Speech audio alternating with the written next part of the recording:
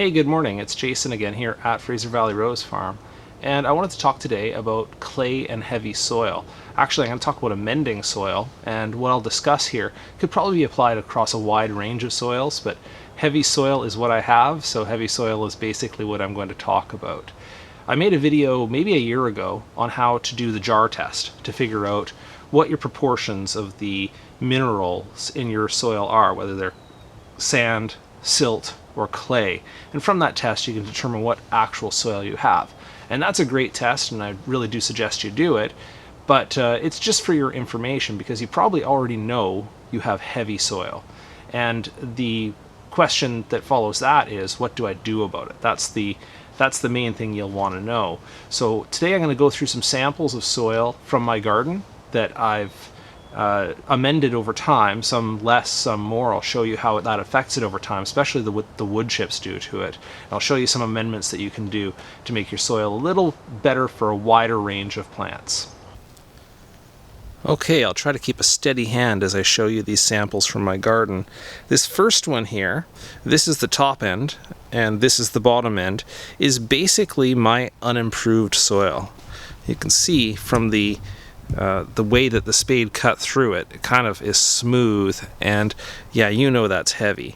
It's got a clay content that's probably just shy of calling it a clay soil, but I haven't added anything to this on a regular basis. The only thing I've left is the crop residue at the top there, so you can see there's a little bit of organic matter at the top, but basically this is the unimproved condition of my soil, and yeah, it's very firm, comes in big chunks, so that's a heavy soil.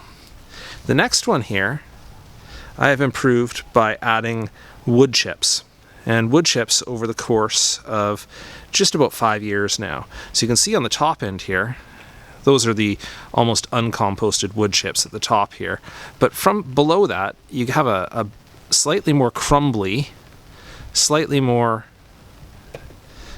darker, and a better structure. And if you go to the bottom of the sample, even though it is still like my native soil over here, it is a slightly darker color, and I think from top to bottom it's going to improve over time.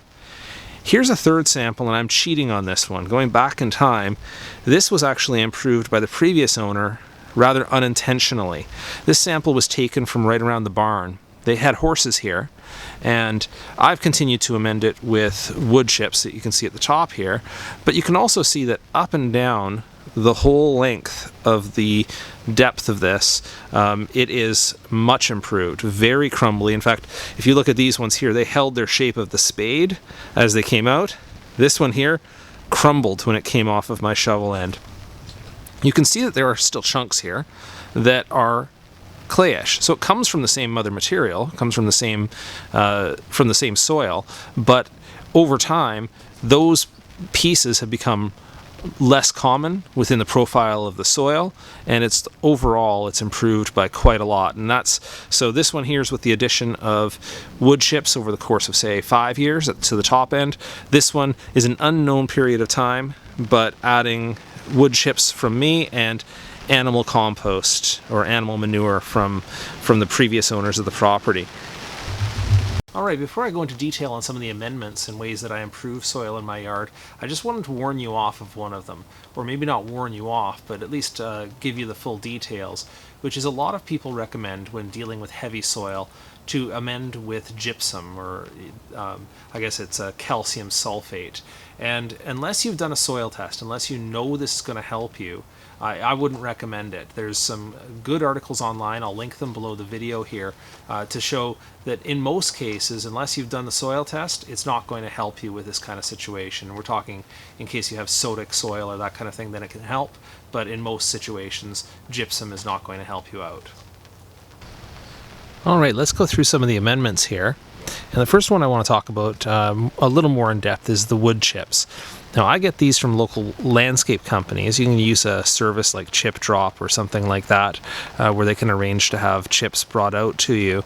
I just had a local landscaper here who dropped off a whole bunch, and they do so willingly because it's a great way for them to get rid of the wood chips. Some of the alleged downsides of using wood chips I've heard from people is that it robs nitrogen from the soil. That hasn't been my experience, or at least I haven't noticed any major deficiencies or different needs between areas where I've chipped it and have not. So take that with a grain of salt. I'm sure somebody can debunk that more thoroughly. The other ones I've heard is that it either harbors pests like insects and slugs, and again, in my experience, it hasn't made a major difference in the garden. Second one you can obviously go to are things like finished compost like I have here, but obviously animal manure is fine, leaf mold, any kind of organic matter you want to add will definitely improve the condition of your soil over the length of time. The third one I talked about in another video was wood ash, and these little chunks of charcoal that are the unburned bits from your wood stove can actually improve the condition of your soil dramatically over a length of time. It helps to condition the soil. Plus, it's a fertilizer in its powdery stuff. Adds a lot of fertility to the soil. This last thing I wanted to point out here is actually comfrey. I just took a chunk out of my garden here, and you can see, even though it's the middle of winter, that there are green shoots coming up from this already. The way I use comfrey is I plant it, and then it has deep roots that go way down into the soil and break up this clay soil, but also it brings up nutrients into the leaves. And every once in a while, when it gets too robust in the garden, I just chop down the leaves and put them in a spot in the garden where I'd like to improve the soil. It turns into kind of a blackish, brownish cover quite quickly and really does serve to improve the soil dramatically. Now, one caution about using comfrey is that if you just go out and dig a patch of comfrey from the wild or from the roadside or whichever, it's not going to be this type of comfrey. The type I use is Bocking 14 comfrey, which is a sterile comfrey. It doesn't spread around so much by seeds. So I would recommend, if you can find it, to take the trouble to get the sterile comfrey. I have a really easy time of controlling where that goes in my garden. I can get rid of it or take it out of areas I don't want it. Whereas if you put just the natural wild comfrey in, you'll introduce a bunch of seeds into your garden, and that may be a lot harder to control. Alright, thanks for joining me today on the topic of improving heavy soil.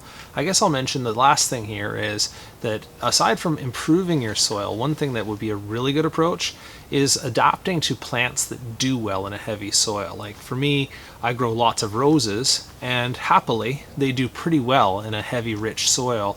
As long as it's not an impenetrable clay, you should be able to get along with plants like that. There's a whole list of plants. You can just Google them as, ornamental plants for heavy soil or clay soil, or edible plants for clay soil. If there's any demand for it, I'll do some videos on those topics separately. And the final approach you could do, if you really must have plants that don't do well in a heavy clay soil, raised beds. Alright, thank you so much for watching. If you have any questions or comments, please leave those below the video.